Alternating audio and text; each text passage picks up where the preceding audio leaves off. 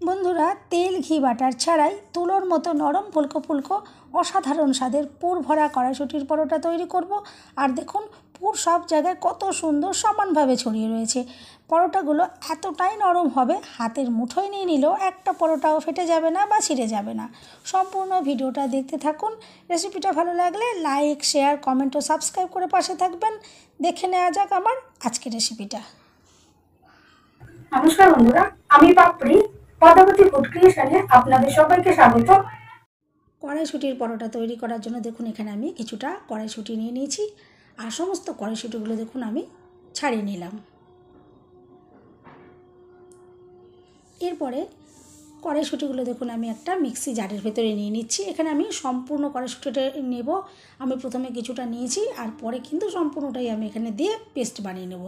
আর দেখুন দিয়ে দিচ্ছি কয়েক টুকরো আদা, এতে কিন্তু সুন্দর একটা টেস্ট আসবে। আর আমি এখানে নিয়েছি 4টে কাঁচা লঙ্কা। আপনারা ঝাল কিন্তু আপনাদের পছন্দ মতন ব্যবহার করবেন। আমি এখানে দেখুন কাঁচা লঙ্কাগুলো এভাবে একটু ভেঙে ভেঙে দিয়ে দিলাম। আর এরপর এখানে আমি অল্প করে একটু জল দিয়ে দিচ্ছি আর একটা পেস্ট বানিয়ে নেব। দেখুন পেস্ট আমি তৈরি করে নিলাম। আর পেস্ট কিন্তু খুব মিহি করে তৈরি করতে হবে, যেন দানা দানা না থাকে, নাহলে কিন্তু বেলার সময় ছিঁড়ে যেতে পারে। দেখুন আমি খুব মিহি করে পেস্ট বানিয়ে নিয়েছি। এরপরে গ্যাস জ্বালিয়ে আমি একটা কড়াই বসিয়ে দিলাম আর দিয়ে দিলাম সামান্য পরিমাণে সর্ষে তেল। আর বন্ধুরা, যেহেতু তেলের ব্যবহার আমি করব না, আর এখানে কিন্তু পুর তৈরির জন্য সামান্য তেলটা কিন্তু ইউজ করতেই হবে, কিন্তু পরে বাদ বাকি কোনো জায়গাতেই আমি আর তেল ইউজ করব না। এরপর দেখুন দিয়ে দিলাম সুন্দর ফ্লেভারের জন্য একটু কালো জিরে, আর দিয়ে দিচ্ছি অল্প করে হিং। এতে কিন্তু সুন্দর একটা ফ্লেভার আসবে। এভাবে আপনারা দিয়ে দেখবেন ভীষণ সুন্দর লাগে। আর এরপরে কড়াইশুঁটির যে পেস্ট বানিয়ে আমি রেখেছিলাম, এই পেস্ট দেখুন আমি এখানে দিয়ে দিচ্ছি। এরপর দেখুন ভালো করে একটু নাড়াচাড়া করে নিচ্ছি।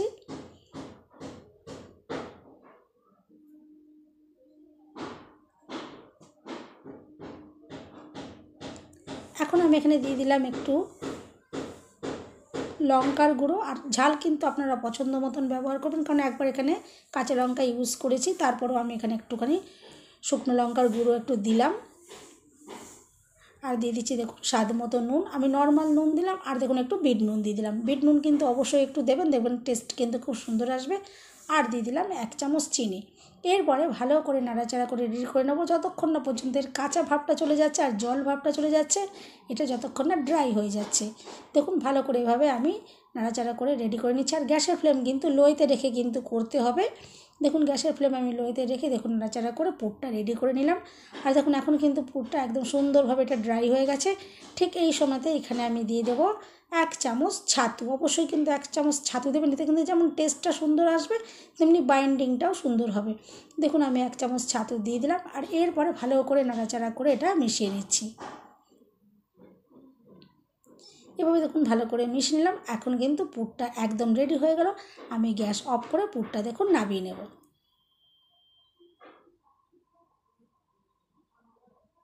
এরপর দেখুন আমি একটা থালা নিয়ে নিয়েছি। আর এখানে নিয়ে নিচ্ছি আমি ময়দা। এখানে আমি এই 350 মতো ময়দা নিয়ে নেব। দিয়ে দিলাম দেখুন স্বাদ মতো নুন। আর দিয়ে দিচ্ছি 1 চামচ চিনি। আর দিচ্ছি একটু জোয়ান, এতে কিন্তু ফ্লেভারটাও সুন্দর আসবে আর একটু অ্যাসিডিটির সম্ভাবনাটাও কিন্তু থাকবে না। আর দিয়ে দিলাম একটু কালো জিরে। আর দিয়ে দিচ্ছি দেখুন সামান্য পরিমাণে একটু চিলি ফ্লেক্স। আপনারা কিন্তু চিলি ফ্লেক্স না দিয়েও করতে পারেন। এরপর দেখুন আমি শুকনো উপকরণগুলো এভাবে একটু ভালো করে মিশিয়ে নিচ্ছি।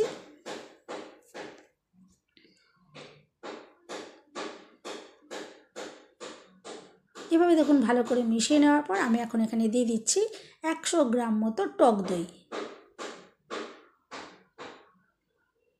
আর দিয়ে দিচ্ছি 1 চামচ বেকিং পাউডার। আর দিয়ে দিচ্ছি হাফ চামচের থেকে একটু কম বেকিং সোডা। আর বন্ধুরা, আমি এখানে টক দই ব্যবহার করলাম। আর টক দই যদি ইউজ করেন তাহলে কিন্তু এখানে তেল দিয়ে কিন্তু ময়ান দেওয়ার কোনো রকমেরই প্রয়োজন পড়বে না। আর আমি যেহেতু তেল ইউজ করব না, সেই জন্য দেখুন এখানে টক দই দিয়ে এভাবে মেখে নিচ্ছি। এভাবে যদি পরোটাগুলো তৈরি করা হয়, ভীষণ কিন্তু নরম একদম তুলোর মতো তৈরি হবে। এরপর দেখুন হাত দিয়ে প্রথমে আমি খুব ভালো করে আগে মিশিয়ে নিলাম। আর এরপরে অল্প অল্প হালকা গরম জল দিয়ে আমি ময়দাটা মেখে নেব। এতেও কিন্তু পরোটাগুলো ভীষণই নরম তুলতুলে তৈরি হবে। দেখুন বারে বারে অল্প অল্প করে আমি জল দেব আর ময়দা খুব ভালো করে মেখে নেব। আর এভাবে যদি টক দই দিয়ে ময়দাটা মেখে নেওয়া হয় তাহলে কিন্তু একদমই তেল দেওয়ার কোনো রকম প্রয়োজন পড়বে না। দেখুন আমি ময়দা খুব ভালো করে মেখে নিয়েছি, আমি আশা করছি আপনারা দেখে বুঝতেই পারছেন। দেখুন কতটা সফট করে আমি মেখে নিলাম। এরপর এখান থেকে আমি লেচি তৈরি করে নিচ্ছি। আর আমি একটু বড় বড় করেই লেচিগুলো তৈরি করছি, পরোটা একটু মোটা মোটা হলে কিন্তু বেশ ভালো লাগবে খেতে। দেখুন একটু বড় বড় করে আমি লেচিগুলো রেডি করে নিলাম। আর এরপরে হাতে করে একটু গোল করে আমি রেডি করে নিচ্ছি, যাতে বেলার সময় খুব সুবিধা হবে। লিচিগুলো দেখুন রেডি হয়ে গেছে। এরপর দেখুন আমি এখানে পুর ভরে নিচ্ছি। দেখুন একটা লেচি নিয়ে আমি এভাবে একটু বাটির মতো করে রেডি করে নিলাম। আর যে কড়াইশুঁটির পুরটা আমি রেডি করেছিলাম সেই পুরটা দেখুন আমি এখন এখানে দিয়ে দিচ্ছি। আর পুরটা বন্ধুরা একটু পরিমাণ মতো ভরতে হবে, কারণ খুবই বেশি করে হয়ে গেলে তাহলে কিন্তু পুরটা অনেক সময় বেলার সময় অসুবিধা হয়, বেরিয়ে যেতে পারে। আমি দেখুন এখানে পরিমাণ মতো পুরটা দিয়ে আর মুখটা দেখুন বন্ধ করে দিলাম। আর এরপর আরেকটা আমি লেচি নিয়ে নিলাম, আবারও দেখুন বাটির মতো তৈরি করে নিয়েছি। আর দেখুন পুর ঠিক একইভাবে দিয়ে দিলাম আর মুখটা দেখুন বন্ধ করে দেব।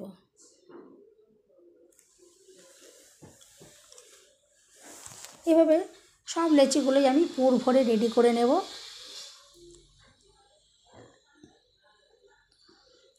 আর এরপর দেখুন একটা লেচি আমি হাতে নিয়ে নিয়েছি, আর এভাবে দেখুন আঙুল দিয়ে চাপ দিয়ে দিয়ে একটু এভাবে বাড়িয়ে দিচ্ছি। এভাবে যদি প্রথমেই বেলার আগে এভাবে করে বাড়িয়ে নেওয়া হয় তাহলে কিন্তু বেলার সময় একটাও কিন্তু পরোটার পুর কিন্তু ফেটে যাবে না বা বাইরে বেরিয়ে যাবে না। দেখুন আমি এভাবে হাত দিয়ে দেখুন চাপ দিয়ে দিয়ে বাড়িয়ে নিলাম। আর এরপর আমি বেলবো। এভাবে যদি বেলা হয় তাহলে কিন্তু একদমই পুর বেরিয়ে যাবে না বা বেলার সময়তে কোনো রকমের ডিস্টার্ব হবে না, ছিঁড়ে যাবে না। দেখুন ঠিক এভাবে আমি রেডি করে নিচ্ছি। আর দেখুন আপনারা দেখে বুঝতেই পারছেন বেলার সময় দেখুন কোনো রকমের অসুবিধে হলো না। আর এভাবে যদি সুন্দরভাবে বেলাটা হয় তবেই কিন্তু যখন আমি পরোটাগুলো ভাজবো একদম ফুলকো ফুলকো তৈরি হবে, একদম ফুটবলের মতন কিন্তু প্রত্যেকটা পরোটাই ফুলবে। আর যদি বেলার সময়তেই যদি পুর বেরিয়ে যায় বা ছিঁড়ে যায় তাহলে কিন্তু একটা পরোটাও কিন্তু ফুলবে না। দেখুন আমি আবারও একটা দেখিয়ে দিচ্ছি। দেখুন হাতে করে আঙুল দিয়ে দিয়ে এভাবে চাপ দিয়ে দিয়ে আমি সাইড থেকে বাড়িয়ে দিচ্ছি। দেখুন এভাবে একটু বাড়িয়ে দিলে তাহলে কিন্তু যখন আমি বেলবো আর কোনো রকমের অসুবিধা হবে না। আর এভাবে বাড়িয়ে দিলে পুরটা সব জায়গায় চারিদিকে সমানভাবে ছড়িয়ে পড়বে। দেখুন এভাবে আমি হাত দিয়ে দিয়ে বাড়িয়ে দিলাম। এই টিপসটা আপনারা ফলো করে পরোটা তৈরি করবেন, দেখবেন কোনো রকমের কিন্তু ডিস্টার্ব হবে না। এরপর দেখুন আমি বেলে নিচ্ছি। আর দেখে বুঝতেই পারছেন কোনো রকমের অসুবিধা হচ্ছে না, কোনো রকম ছিঁড়ে যায়নি বা পুর বেরিয়ে গেল না। দেখুন আরেকটা আমি রেডি করে নিয়েছি। ঠিক এভাবেই আমি রেডি করে নেব পরোটাগুলো। এরপর গ্যাস জ্বালিয়ে একটা ফ্রাই প্যান বসিয়ে দিয়েছি আর খুব ভালো করে আমি গরম করে নিয়েছি। তারপর দেখুন একটা পরোটা আমি এভাবে দিয়ে দিলাম। আর একটা পরোটা দেওয়ার পর 30-40 সেকেন্ড একটু ওয়েট করব, তারপরে আমি আরেকটা সাইড উল্টে দেব। এভাবে 3-4 বার আমি উল্টে পাল্টে খুব ভালো করে প্রথমে সেঁকে নেব। আর এভাবে সেঁকতে সেঁকতেই দেখা যাবে যে আস্তে আস্তে দেখবেন সুন্দরভাবে ফুলে উঠবে। আর প্রত্যেকটা পরোটা কিন্তু একদম ফুটবলের মতন ফুলে উঠবে, এতটাই সুন্দর নরম তুলতুলে তৈরি হবে। বন্ধুরা রেসিপিটা ভালো লাগলে একটা লাইক দিতে কিন্তু একদম ভুলবেন না। চ্যানেলটা সাবস্ক্রাইব করে আমার পাশে থাকার অনুরোধ রইল। বেল বাটন ক্লিক করে রাখবেন, আমি যখন নতুন ভিডিও আপলোড করব সঙ্গে সঙ্গে নোটিফিকেশান সবার আগে আপনার কাছে পৌঁছে যাবে। দেখুন কত সুন্দর একদম ফুটবলের মতো ফুলে উঠেছে। আপনারা চাইলে কিন্তু এভাবেই কিন্তু উল্টে পাল্টে সেঁকে নেওয়ার পর কিন্তু আপনারা কিন্তু এভাবে রেডি করে খেতে পারেন। এটা রুটি টাইপের হয়ে যাবে, ভালো লাগবে খেতে। আর ভেতরে যে পুরটা ভরা রয়েছে এটা কিন্তু খুবই টেস্টি। এভাবে তৈরি করলেও কিন্তু খুবই সুন্দর তৈরি হবে। চাইলে কিন্তু আপনারা এখানে তেল, ঘি বা বাটার দিয়ে ভেজে নিতে পারেন, কোনোই অসুবিধে নেই। তবে আমি আজকে এখানে কিন্তু তেল, ঘি, বাটার কোনো কিছু ইউজ করব না। তার বদলে দেখুন আমি এখানে একটু ডালডা দিয়ে দিলাম। আর আপনারা কিন্তু ডালডাটা না দিয়েও করতে পারেন, কোনো অসুবিধা নেই। ডালটা কিন্তু স্বাস্থ্যের পক্ষে খুব একটা ভালো নয়, আমি এখানে ডালডা দিয়ে দেখালাম। কিন্তু আপনারা সাদা তেল বা বাটার বা ঘি দিয়ে ভেজে নেবেন, তাহলেও কিন্তু পরোটাগুলো সুন্দর তৈরি হবে। আমি এখানে ডালডা দিয়ে আজকে একটু তৈরি করলাম।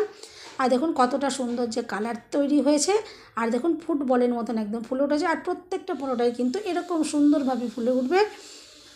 আর খেতে তো অসাধারণ তৈরি হবে। অবশ্যই কিন্তু আপনার বাড়িতে এই শীতে একবার হলেও এভাবে কড়াইশুঁটির পরোটা তৈরি করে দেখতে পারেন। আমি আশা করছি ভীষণই ভালো লাগবে।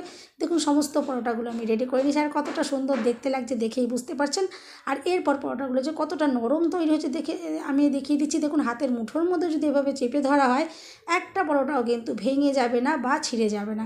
দেখুন কতটা সুন্দর দেখতে লাগছে, দেখুন একদম কিন্তু কোনো রকম ভেঙে যাচ্ছে না বা কোনো রকমের নষ্ট হয়ে যায় না, এতটাই দেখুন সফট তৈরি হয়েছে। আর খেতে তো অসাধারণ। আমি দেখুন একটু ভেঙেও দেখিয়ে দিচ্ছি যে ভেতর থেকে এটা কতটা সুন্দর হয়েছে। ভেতরটা দেখলেই আপনারা বুঝতে পারবেন। বন্ধুরা, রেসিপিটা ভালো লাগলে একটা লাইক দিতে কিন্তু একদম ভুলবেন না। চ্যানেলটা সাবস্ক্রাইব করে আমার পাশে থাকার অনুরোধ রইল। সবাই সুস্থ থাকবেন, ভালো থাকবেন। দেখা হবে নেক্সট ভিডিওতে। ভিডিওটা শেষ পর্যন্ত দেখার জন্য সবাইকে রইল অসংখ্য অসংখ্য ধন্যবাদ।